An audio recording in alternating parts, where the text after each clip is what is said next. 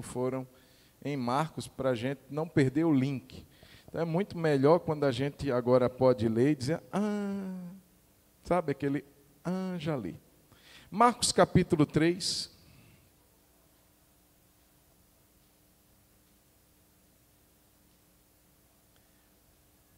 Essa passagem que nós vamos ler, ela está tanto em Mateus, quanto em Marcos e também em Lucas, com alguns acréscimos que dão uma compreensão melhor. Quando a gente pega os três momentos em que esse texto vem nos evangelhos, a gente vai juntando ali as visões de cada um e a gente vai criando uma cena muito rica. Marcos capítulo 3 é o homem da mão ressequida, o homem que tinha uma mão mirrada. A Bíblia diz assim: de novo entrou Jesus na sinagoga e estava ali um homem que tinha ressequida uma das mãos. O evangelista Lucas vai dizer que era a mão direita. Estavam observando a Jesus para ver se o curaria em dia de sábado, a fim de o acusarem. E disse Jesus ao homem da mão ressequida: vem para o meio. Então lhes perguntou: é lícito no sábado fazer bem ou fazer o mal? Salvar a vida ou tirá-la? Mas eles ficaram em silêncio. Olhando-os ao redor, indignado e condoído com a dureza do seu coração, disse ao homem: estende a mão. Estendeu-a e a mão lhe foi restaurada. Retirando-se os fariseus, conspiraram logo com os herodianos contra ele, em como lhe tirariam a vida. Vamos orar? Feche os olhos, não a Bíblia, os olhos. Senhor, muito obrigado pela sua palavra que é vida. A tua palavra, Senhor, que é mais penetrante do que qualquer espada de dois gumes. E eu peço que o teu Espírito a use nessa noite, para trazer, Senhor, à tona pensamentos e motivações do coração, para trazer discernimento, Senhor, meu Deus, diante de pensamentos, meu Deus, traz-nos edificação, meu Deus, nos tira tudo aquilo que não vem do Senhor e coloca em nós o poder da tua palavra. Em nome de Jesus eu oro, que a nossa compreensão seja aberta, seja aguçada, para entendermos o teu propósito para as nossas vidas. Eu oro assim, agradecido no nome de Jesus, e quem concorda diga amém. Irmãos, o tema dessa mensagem é expectativas de um culto. Quando a gente lê esse texto, a gente entende que estava tendo um culto. Irmãos, expectativa é algo muito bom, é um desejo que a gente tem de que algo que a gente espera aconteça. Então, por exemplo, a gente tem isso com tudo. Se você leva seu carro dá um problema, você leva ele na oficina, você tem uma expectativa. Você tem uma expectativa de seu carro, ao final daqueles dias, saia pronto, saia bom, sem problema nenhum, você possa sair com ele, você possa viajar. É uma expectativa.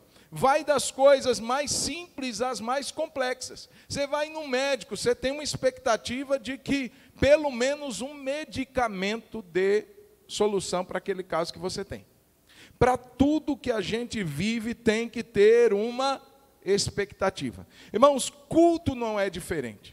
Se a gente vem a um culto sem expectativa, a gente está errando. Eu lembro daquela mulher do fluxo de sangue, a Bíblia diz que ela estava enferma há 12 anos.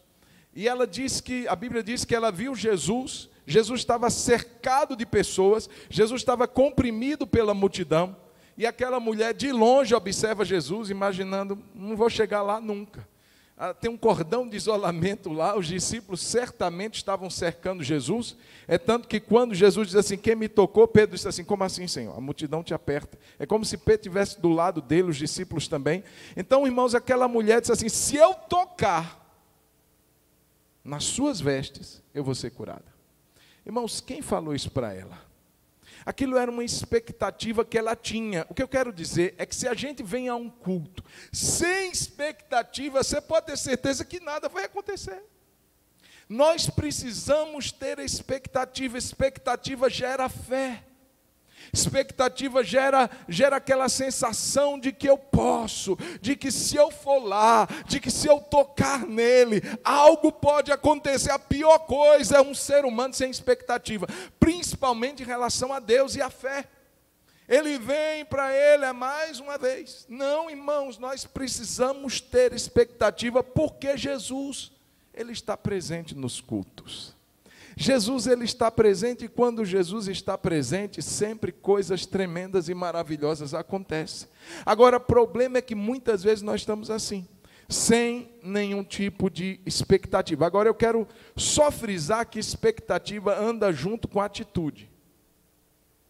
Não adiantava aquela mulher dizer assim: nossa, se eu tocasse, eu tenho certeza que eu seria curada, e ficasse no lugar dela, não ia acontecer nada. Você está entendendo? Ela precisou ir, ela precisou furar bloqueio, ela precisou entrar no meio do povo, mesmo que se esforçando, mesmo que abaixada, ela foi, ela rompeu. Expectativa deve nos levar a uma atitude.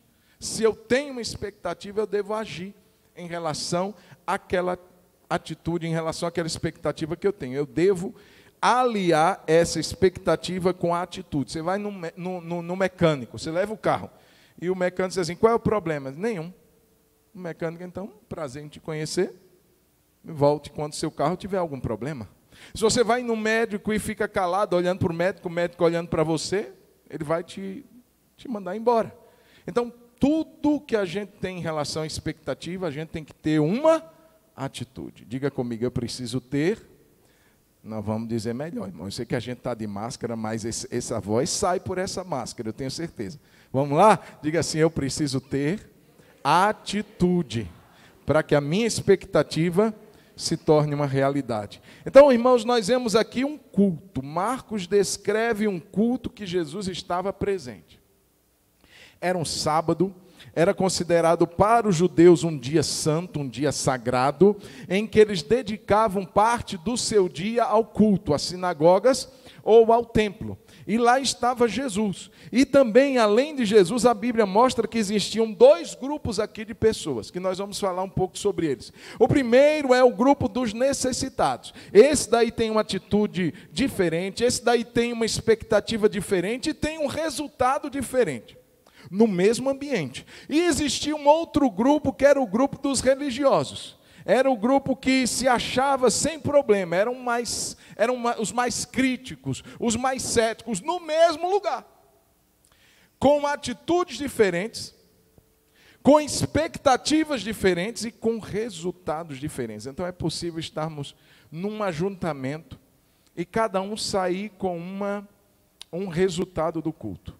Uns vão dizer assim: nossa, meu Deus me abençoou demais, Deus falou comigo, Deus me tocou, foi aleluia, foi bênção. E outro grupo diz assim: nossa, que culto terrível, nossa, meu Deus, que horroroso foi hoje. Não é nada do culto, é da pessoa. Esses dois grupos, irmãos, nós vamos ver aqui, saíram totalmente diferentes. Um saiu melhor, o outro saiu pior. É possível estarmos no mesmo lugar, no mesmo canto, adorando o mesmo Deus, aliás, talvez imaginando que estamos adorando, mas é possível uns saírem tocados, curados, renovados, e outros saírem piores do que entraram. E a culpa nunca vai ser de Jesus Cristo. A nossa atitude é que, na verdade, vai contar para aquilo que nós temos como expectativa. Qual é a sua expectativa hoje? O que te moveu a vir aqui hoje? E eu quero destacar aqui algumas coisas interessantes, irmãos, na pessoa de Jesus, que ele estava nesse culto, aleluia, como está presente nesse culto aqui hoje também. Amém, querido? Diga comigo: Jesus está nesse culto. Amém, irmão? Aleluia. E eu quero destacar aqui, irmãos, três compromissos que Jesus tinha e que continua nos inspirando como igreja, porque se torna a missão da igreja também. O compromisso de Jesus se torna a missão da igreja. Verso 1 vai dizer assim, leia comigo, de novo, olha como é que começa. De novo entrou Jesus na sinagoga. Irmãos, o que eu vejo aqui, um compromisso de Jesus, é de ir à casa de Deus, de forma contínua, de forma assídua e de forma regular. Olha que não diz assim, uma vez Jesus foi, não, parece que Jesus aqui dá a entender, e os evangelhos mostram isso de forma muito clara, que Jesus ele não era de ficar de fora.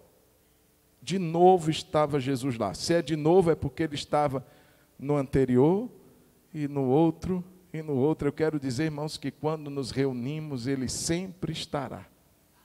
Um ou outro falta, mas de novo Jesus estará presente. Ele está presente hoje. E na próxima semana, quando realizarmos o próximo culto, de novo Jesus estará aqui. Ele sempre estará presente. Irmãos, era hábito, era costume, era alegria de Jesus. Existiam sinagogas, irmãos, as sinagogas surgiram no período do cativeiro, porque o templo havia sido destruído. Então, o povo precisava se agrupar, nutrir a fé, e eles então deram início às chamadas sinagogas. Não era o templo onde os sacrifícios eram feitos, o sacrifício era feito no templo, não nas sinagogas. Nas sinagogas eram feitas orações, leitura da palavra, a fé era alimentada, e onde existisse uma colônia de judeus, pelo menos com 20, começava uma sinagoga, era como se fosse uma célula. E Jesus não perdia, irmãos, aonde ele ia tinha uma sinagoga. E Jesus ia lá naquele dia para participar daquele momento com Deus. Irmãos, era costume. Jesus era extremamente assíduo nas reuniões que aconteciam na sinagoga. Eu estou falando isso, irmãos. Lucas capítulo 4 vai dizer isso, que era o seu costume ir à sinagoga. O que eu quero dizer, irmãos, é que esse é também um compromisso da igreja. Nós estamos vivendo um tempo, irmãos, em que ir à casa de Deus se tornou algo irrelevante para muitas pessoas. Ir à casa de Deus se tornou algo assim, quando der eu vou. Tem o que hoje? Vai ter alguma coisa especial? É festa? Sabe, e há pessoas que se movem apenas por uma motivação falsa, errada. Quando, na verdade, a motivação real, verdadeira, é porque lá eu vou nutrir a minha fé, lá eu vou ter um encontro com Deus, com a sua palavra, eu vou alimentar a minha caminhada de força na presença de Deus. É isso que tem que nos mover. Jesus, o próprio Filho de Deus, ele poderia dizer, eu não preciso, eu tenho meu tempo com Deus. Eu faço minhas orações, e olha que Jesus orava demais, mesmo sendo filho de Deus. A Bíblia constantemente mostra Jesus no monte ou nos desertos orando, buscando a Deus em vigília, de madrugada. Jesus sempre estava em conexão com o Pai, mas ele não abria mão de estar congregando. Ele não abria mão de estar na sinagoga. Que coisa tremenda, irmãos, porque o Salmo 122 deve continuar sendo a nossa motivação. Alegrei-me quando me disseram, vamos ao shopping. Aleluia. Vamos ao churrasco, glória a Deus. Não, meu irmão, vamos à casa do Senhor. Parece que muita gente perdeu essa alegria. E que Deus não deixe isso se perder de nós, irmão. Amém.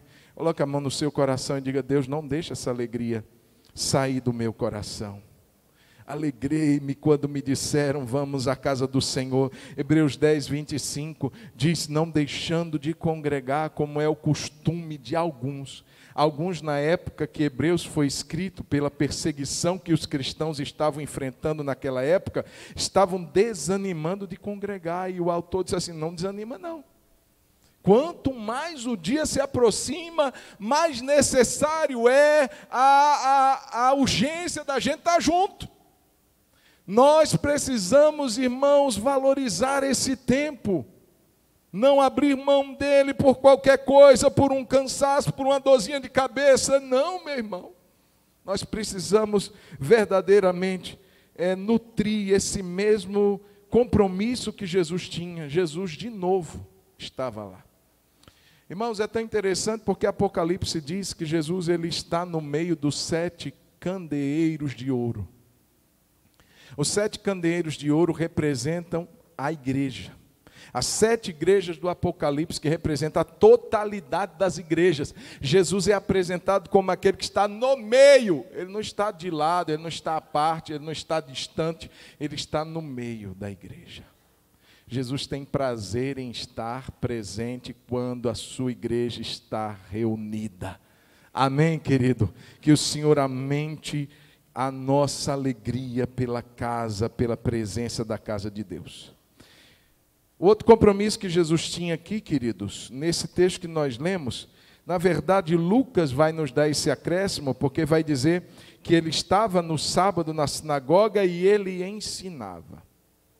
Irmãos, o compromisso que Jesus tinha, além de ir à casa de Deus, era de ensinar a palavra de Deus. Jesus, ele tinha um compromisso com a verdade, Jesus tinha um compromisso com a palavra.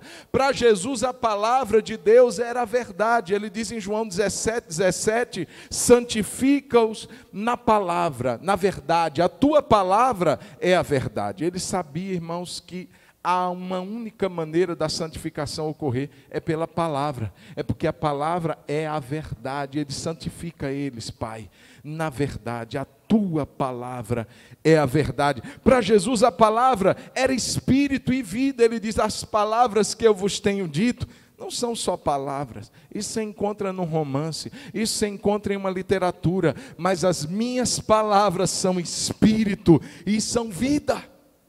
Tem crente que está minguando, tem crente que está secando, porque está deixando de lado aquilo que vai dar vida a ele. Está deixando de lado o costume de ler, de estudar, o amor pela palavra. Jesus disse, as palavras que eu vos tenho dito são espírito e são vida. Ele também diz que esta palavra testifica dele.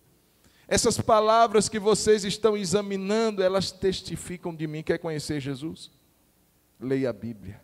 Quer conhecer mais Jesus? Leia sobre Jesus, leia a palavra, deixe esse espírito e vida que está nesse livro entrar pelos seus poros, entrar pela sua mente, encher o seu coração. Colossenses diz, habite ricamente a palavra de Cristo em vós.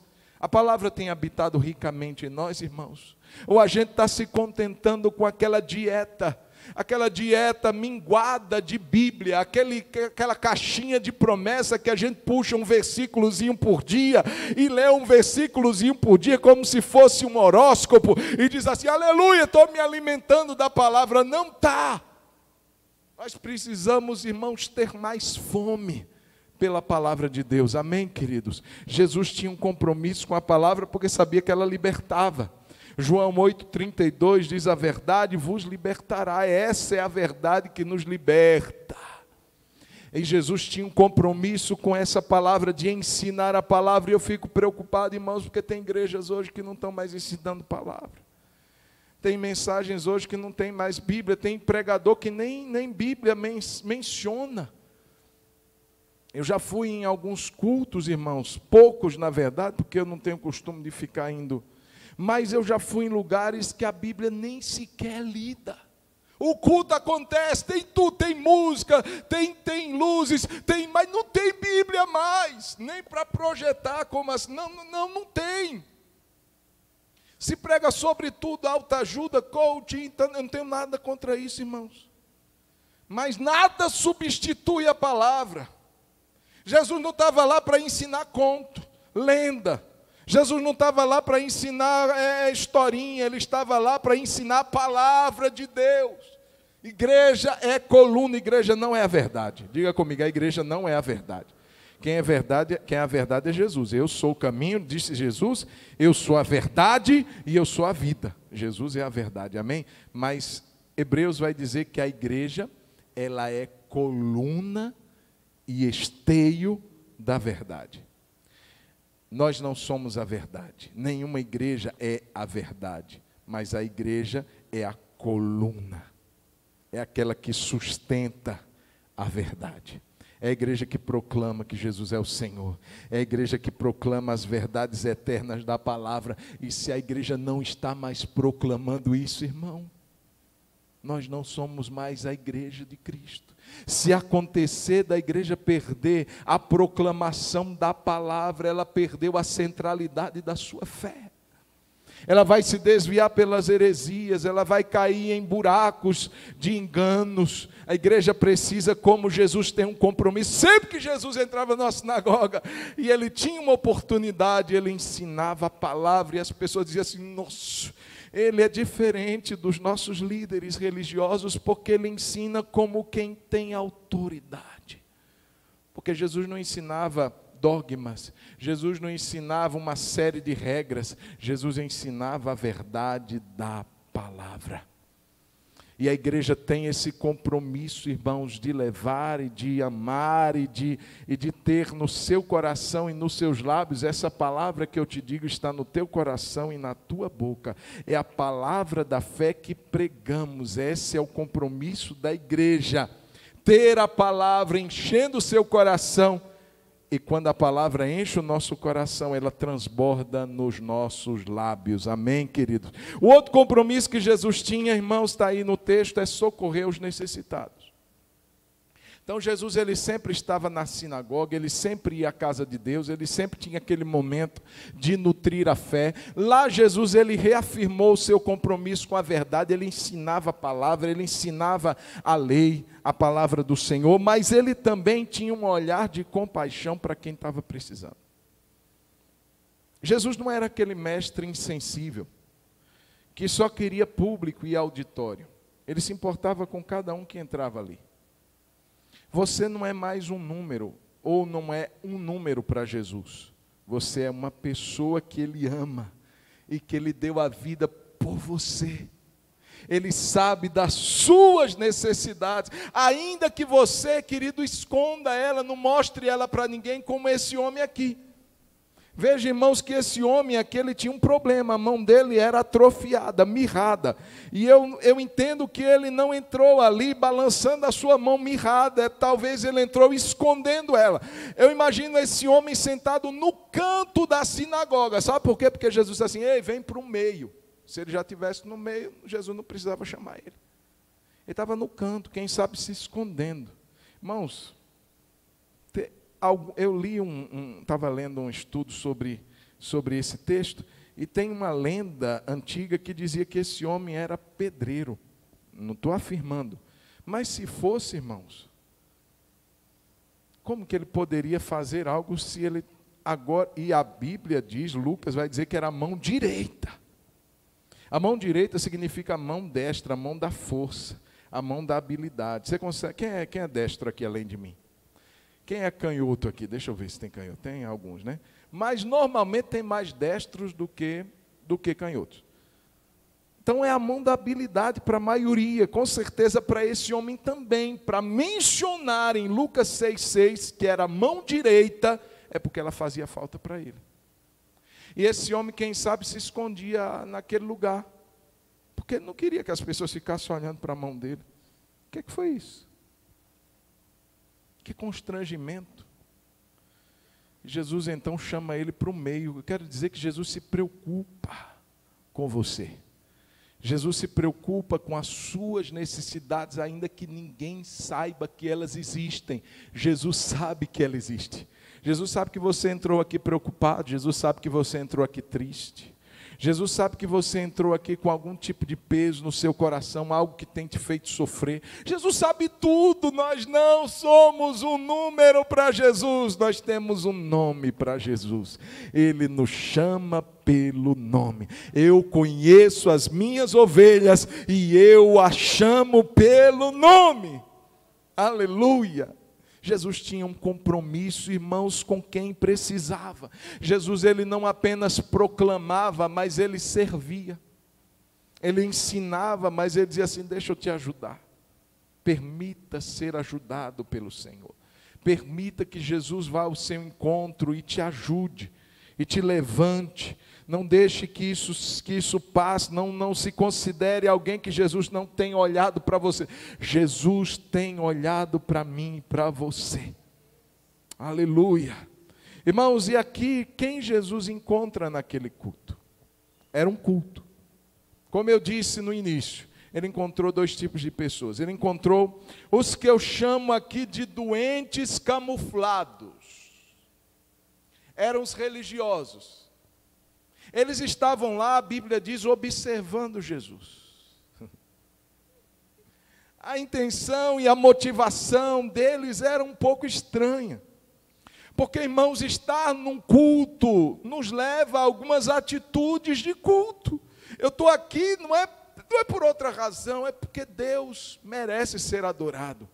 É porque eu venho para contemplar a beleza do Senhor. Mas parece que esse grupo não estava muito disposto a isso. Era um grupo que se travestia, que se camuflava, melhor dizendo, de uma capa de superioridade. Sabe aquela capa de dizer, eu não tenho problema nenhum. Quem tem problema são vocês, pobres, miseráveis. Eram esses religiosos aqui. Eles estavam lá, irmãos, doentes, o coração enfermo, mas camuflados. Aquele homem, ele não podia esconder a mão dele. Talvez ele usasse algum manto, mas não dava para esconder. Imagina alguém chegando, Shalom, e ele fosse Shalom. Ia ter que dar a mão esquerda.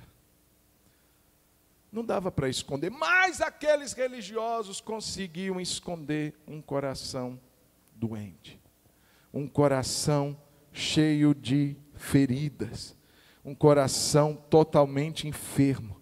Esses religiosos aqui, irmãos, que o texto fala, o propósito deles naquele culto não era adorar e nem aprender. Salmo 27 diz assim, uma coisa eu peço ao Senhor e a buscarei, que eu possa morar na casa do Senhor todos os dias da minha vida para contemplar a formosura do Senhor e aprender no seu templo. Dois propósitos quando a gente vem à casa do Senhor. Primeiro propósito é a adoração.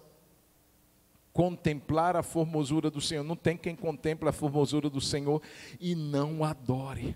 Não tem quem contemple, irmãos, e consiga ficar de pé. Quando pessoas tiveram a visão de anjos que não correspondem a um milésimo da glória de quem é o Senhor e da glória de que o Senhor tem para demonstrar, pessoas já não aguentaram ficar de pé. João, quando viu o anjo lá no Apocalipse, ele caiu, o anjo, fica de pé. Fica de pé, você está caindo por quê? Irmãos, imagine diante de Deus, contemplar a formosura do Senhor, vai nos levar a adorá-lo. Eu estou aqui para contemplar o Senhor, quando eu digo que há poder no nome de Jesus, quando eu declaro isso, eu contemplo a grandeza dEle, eu contemplo o poder dEle, e não tem outra resposta do meu coração, da minha alma, a não ser adorá-lo. Não tem. Mas a segunda necessidade num culto é aprender.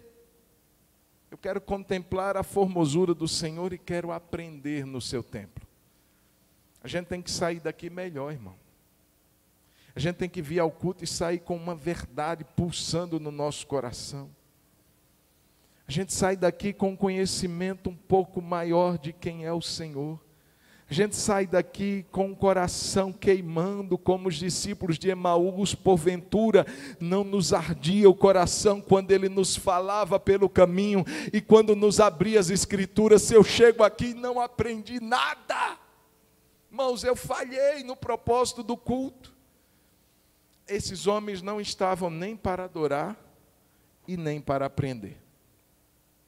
Esses homens não estavam ali, irmãos, para se examinar. A ceia nos leva a uma verdade, examine-se, pois, o homem a si mesmo. E assim, coma do pão e beba do cálice. Então, quando eu vou cear, irmãos, a gente tem o hábito, na verdade não deve ser só no dia de ceia. Mas, irmãos, o hábito constante de nos autoavaliarmos, de nos examinarmos, a Bíblia diz, provai a vós mesmos, se estáis na fé. É por falta de exame, de autoexame, que muita gente entra numa mornidão e numa frieza tamanha. É porque vai tocando a vida e vai dizer, está tudo bem, está tudo jóia, está tudo ótimo. Nós precisamos fazer esse autoexame constantemente. A Bíblia diz, se nós nos julgássemos, nós não seríamos julgados. Eu não preciso esperar Deus me julgar. Eu preciso me julgar de forma regular, eu preciso me examinar como é que está a minha fé, a minha vida com Deus, como é que ela está, a minha vida de serviço ao Senhor, como é que está. Eu preciso fazer esse check-up. A gente faz isso da nossa saúde. A gente vai no médico, o médico diz assim: você quer o quê? Quero um exame total, quero examinar sangue, fezes, urina. Não é assim? Ou não? Para a gente saber se tem alguma coisa. Irmãos, a fé precisa também desse cuidado. Eu preciso fazer um check-up. Como é que está a minha vida com Deus? Esses homens não estavam aqui para se examinar. Esses homens estavam no culto para examinar o outro. Veja que o verso de número 2 diz assim, que eles estavam observando Jesus, para ver se Jesus curaria no sábado, para ter de que o acusar. Eles estavam preocupados com o outro, se o outro tem algum erro que eu possa pegar. Como é que está a vida do outro? Você viu fulano, ele não levantou direito a mão para louvar? O que é que está acontecendo? Eu estou achando que ele está em pecado. Pelo semblante do fulano, ele deve ter caído em pecado. E a gente começa a fazer diagnósticos do outro. Ei, meu irmão, não é o outro, sou eu. Eu preciso me examinar. Quando eu entrar por essa porta, eu preciso olhar para mim. Eu gosto da descrição dos serafins lá no Apocalipse, que diz que eles adoravam o Senhor e eles tinham olhos por dentro e por fora. Eles tinham olhos por dentro e por fora. Às vezes a gente está com olhos apenas por fora e de todos os lados, né? Cercado de olhos para olhar a vida dos outros. A gente tem que olhar a nossa vida. Como é que eu estou? Esses homens estavam aqui para olhar a vida do outro e não se examinar a si mesmo. Esses homens eram cheios de regras, irmãos. Existia uma lei que era a lei de guardar o sábado, mas ainda eles acrescentaram 39 regras sobre o que não se podia fazer no sábado. Você pode olhar na internet, você vai encontrar. Existem 39 regras que eram observadas em relação ao sábado. Cozinhar, assar, costurar. Alguns chegam a dizer que até o fato de acender um interruptor para ligar uma luz não podia ser feito. Claro, em tempos modernos. Mas, se você, por exemplo, estivesse carregando alguma coisa, ou alguém estivesse carregando alguma coisa, uma moeda, por exemplo, e ela caísse, você não poderia se abaixar para pegar a moeda. Você precisaria esperar o sábado passar para pegar a moeda, ou então, se você realmente quisesse ter aquilo que caiu, você pelo menos colocasse o pé em cima, ou sentasse em cima e esperasse o sábado passar, porque depois que o sábado passar, você pegaria aquela moeda, aquele objeto que caísse, e você levaria para você, mas você não poderia carregar isso. Irmãos, eram tantas regras que não dava conta. Irmãos, chegou ao ponto de Jesus querer curar um doente. Ele disse: não dá não, você está pecando. Se você curar, você vai ser acusado de quebrar a lei. Jesus fica sem saber o que dizer. Diz assim: não é possível.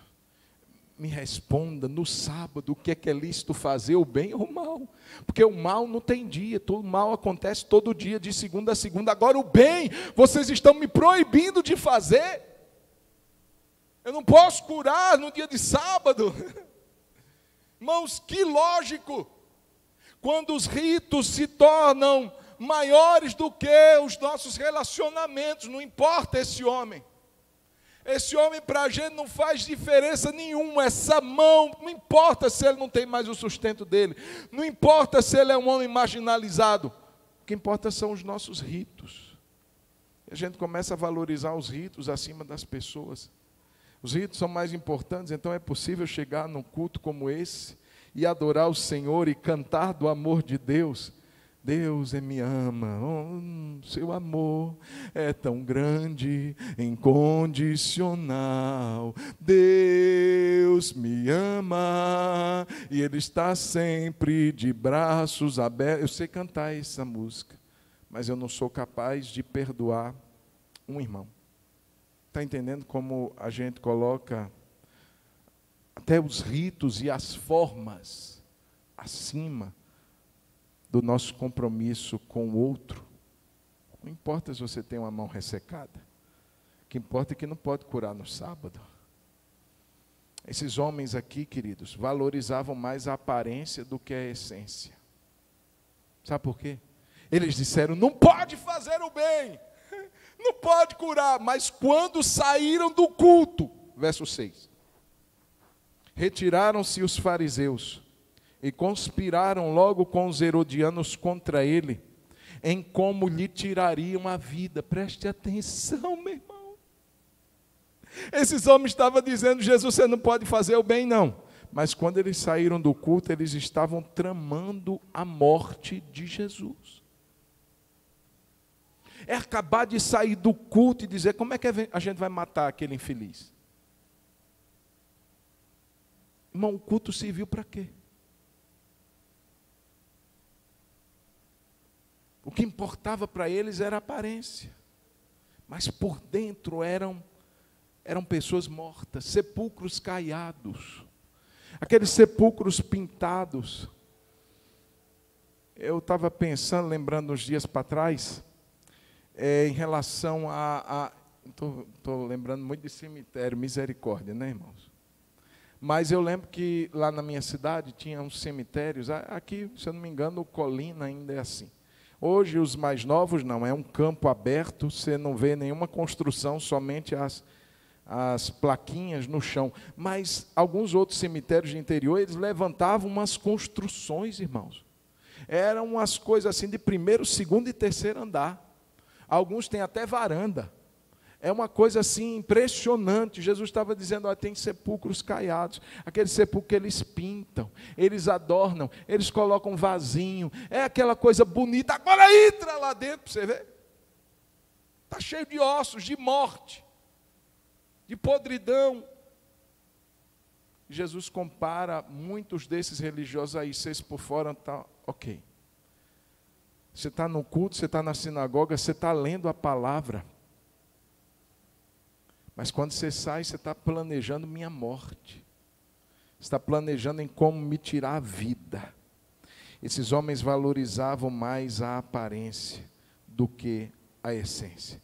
Irmãos, uma pessoa assim não tem como esperar sair do culto melhor. Eles saíram piores do que entraram. Em contrapartida, há um outro grupo aqui que eu coloco como os doentes declarados.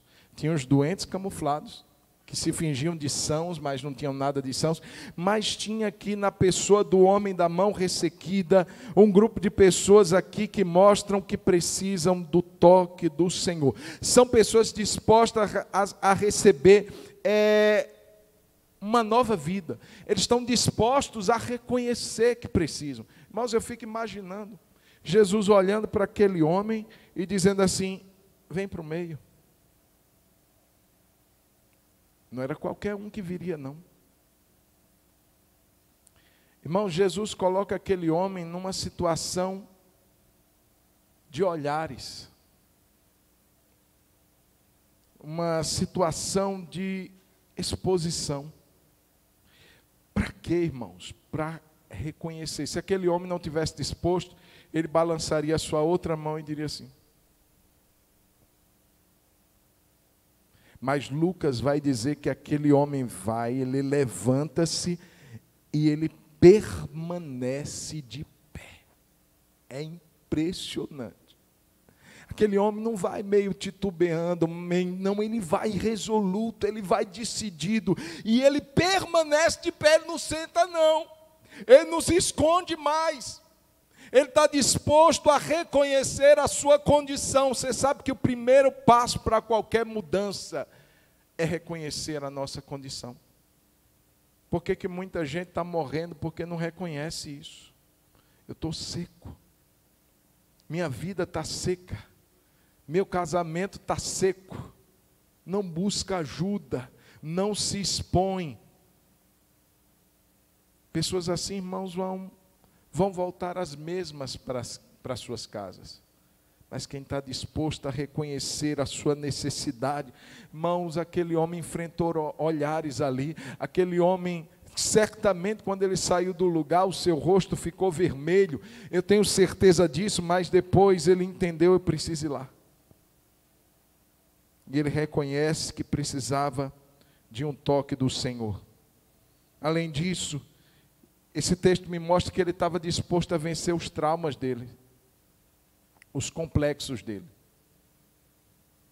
Estavam mirrados e ele expõe aquela dor, ele expõe aquela angústia. Quando ele vai e se coloca no meio de todo mundo, ele está reconhecendo que ele precisa ser tocado na sua alma. Irmãos, eu não vejo que Jesus queria só tocar no corpo dele. Jesus queria tocar na alma dele também. A vergonha dele foi pública, mas a honra que Jesus deu a ele foi pública também.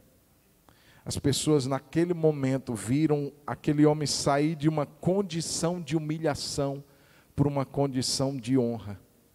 Sabe, querida, a melhor coisa é quando a pessoa ela é honrada pelo Senhor. É quando não há mais o apontar de dedo para a pessoa. É quando há naquele momento uma restauração na vida interior daquela pessoa. Ela não tem mais que se esconder. Ela não tem mais que ficar colocando sua sequidão para trás. Não, ele encara a situação. É tão lindo quando uma pessoa reconhece isso. É fácil? Não. É extremamente difícil. Você chegar para alguém e dizer assim: ora por mim, eu estou morrendo. Ora por mim, eu estou seco. Ora por mim, meu casamento está acabando. Irmãos, isso é uma coisa extremamente constrangedora. Mas eu quero dizer, irmãos, que é o passo importante para o início de uma cura. Se coloca no meio. Aquele homem vence traumas.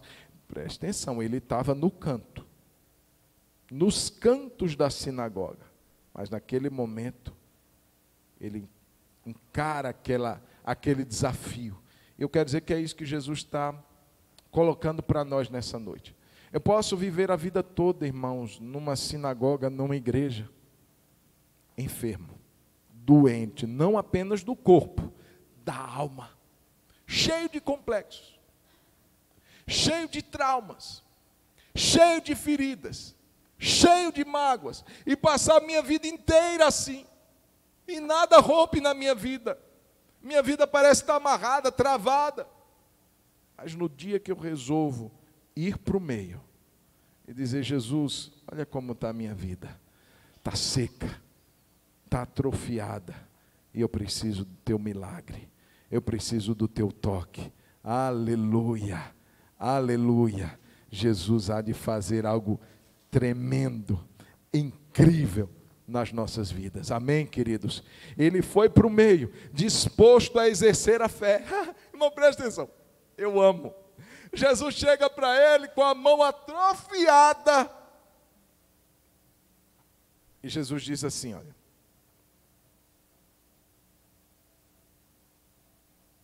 olha o verso de número 5.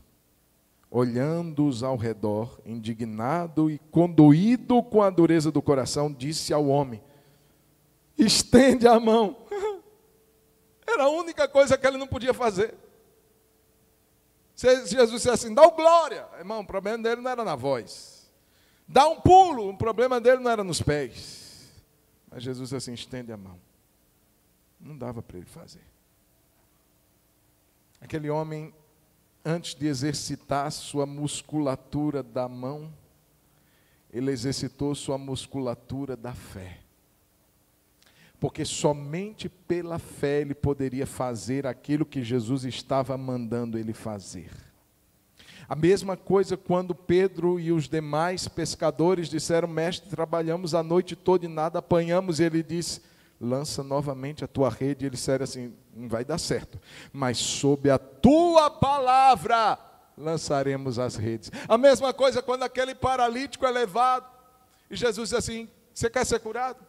E assim: eu não tenho ninguém. Não tem ninguém que me põe no tanque. E quando eu estou tentando, Jesus: não, então pega o teu leito, levante e anda. A única coisa que ele não poderia era andar. Mas sob a palavra de Jesus, aquele homem exerceu a sua fé.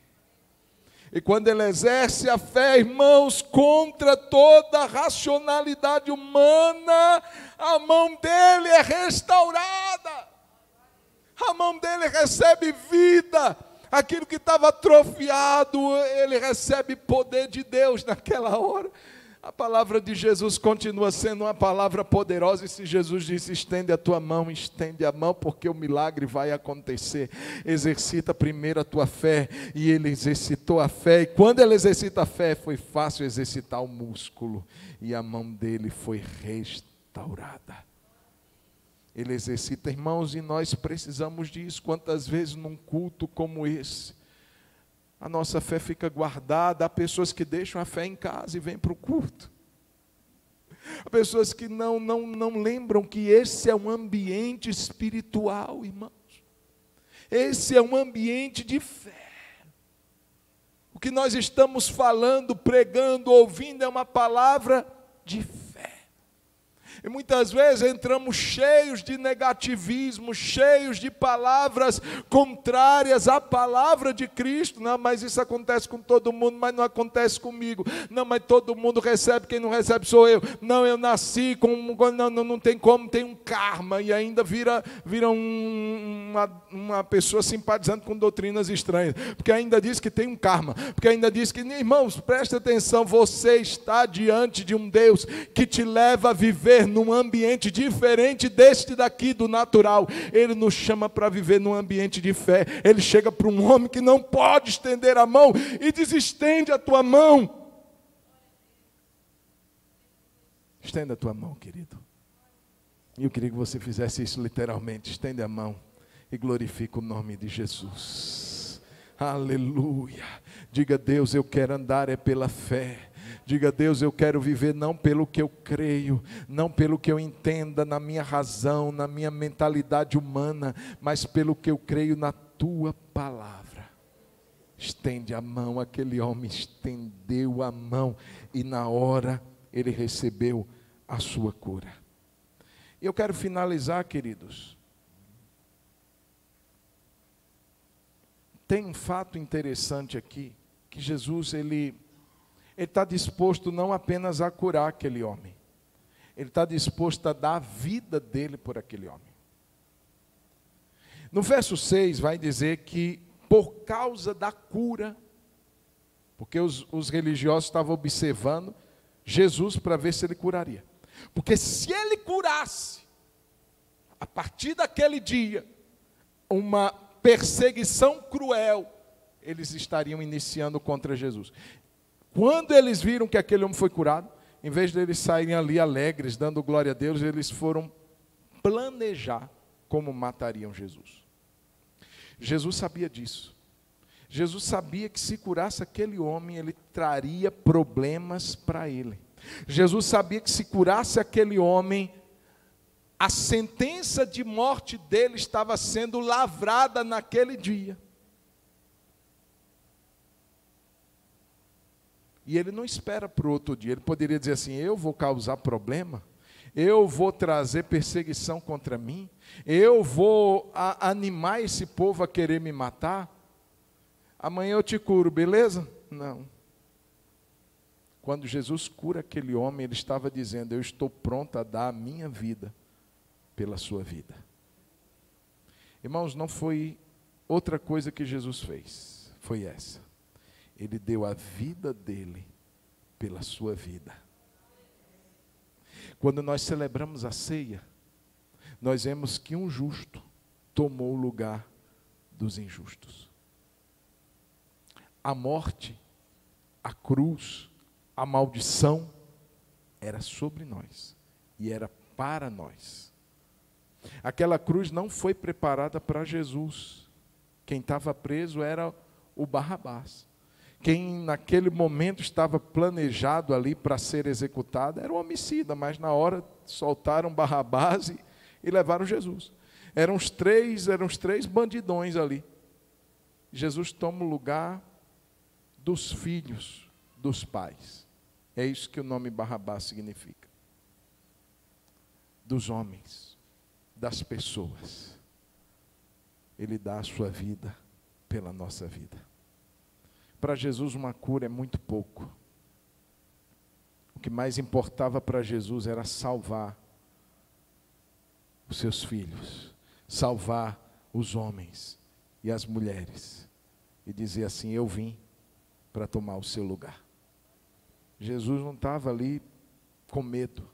Jesus não estava ali dizendo: não estou disposto a isso, não vou te curar agora. Pode tirar a minha vida. O Filho do Homem veio para dar a sua vida em resgate de muitos. Você e eu. Ele deu a sua vida por nós. Você pode dar um glória a Deus por isso. Ele deu a sua vida por nós. Ele tomou o nosso lugar. A morte veio sobre Jesus para que tivéssemos vida e vida com abundância. E eu quero finalizar te perguntando se você conseguiu ver os resultados de cada um desses que estão aqui nessa passagem. Como é que saiu aquele homem da mão atrofiada? Festa. Aquele homem, eu tenho certeza que ele saiu dando Shalom Adonai para todo mundo. Mas, Senhor, ele saiu apertando a mão de todo mundo, mas agora ele estava bem. Ele saiu liberto, ele saiu alegre, ele saiu honrado. Não tinha mais complexos, não tinha mais traumas, não tinha mais culpa. Ele estava curado, ele estava restaurado, ele estava alegre, ele estava feliz. Foi assim que ele saiu do culto. E o grupo dos doentes camuflados saíram piores. Eles saíram terrivelmente piores. Eles saíram de lá azedos, amargos e dizendo: vamos matar esse homem. Eles saíram de lá cheios de ódio. Irmãos, não é o ambiente que determina como que a gente vai sair daqui. Não é só o ambiente. Mas a nossa atitude conta, e conta muito. Os dois estavam no mesmo culto. Os dois grupos estavam no mesmo culto com o mesmo Jesus. Mas os dois saíram diferentes. Como que você quer sair daqui hoje? Feche os seus olhos por um instante. Responda essa pergunta para Jesus. Como é que você quer sair daqui hoje? Eu vou sair desse culto. Eu vou sair daqui renovado. Eu vou sair daqui feliz. Eu vou sair daqui com fé. Eu vou sair exercitando a minha musculatura espiritual. Eu vou sair daqui crendo mais na palavra de Jesus. Eu vou sair daqui com uma nova expectativa de vida. Eu vou sair daqui abençoado. Meu irmão, se não for essa a nossa expectativa, o que é que a gente veio fazer hoje aqui? Eu não vim aqui para sair pior. Eu vim aqui para sair melhor do que eu cheguei. Aleluia. Você pode falar com Deus e dizer: Deus, me toca nessa noite. Quero convidar o Ministério do Louvor. Os diáconos também já podem vir aqui à frente. Aleluia. Que expectativa você tem para este culto? Oh, Jesus, fala com Ele. Fala com Ele: Jesus, me toca nessa noite. Talvez a nossa atitude seja nos escondermos. Escondermos nossa sequidão, nossa mão mirrada, nosso coração mirrado, nossa vida mirrada. Mas se hoje nos achegarmos a Ele, se hoje nos achegarmos ao Senhor com um coração aberto, Ele vai nos tocar. Ele vai nos tocar. Nossa vida será tocada nessa noite. Em nome de Jesus. Em nome de Jesus. Aleluia.